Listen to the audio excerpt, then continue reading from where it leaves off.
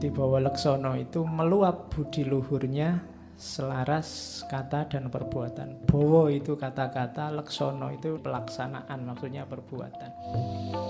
Budinya baik, kemudian melimpah keluar sehingga kata-katanya juga baik, perbuatannya juga baik. Jadilah orang yang berbudi bawa leksono. Inilah yang kita sebut orang baik.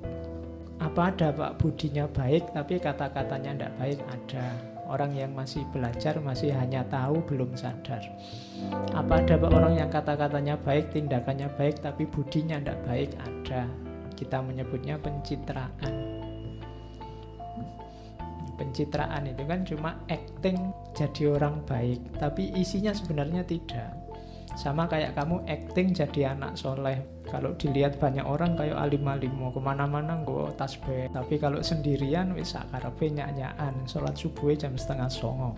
Itu kalau di kos-kosan. Tapi kalau di rumah, wah kamu jadi kayak anak alim. Orang tuamu seneng, wah anakku tobat sekarang. Padahal itu pencitraan.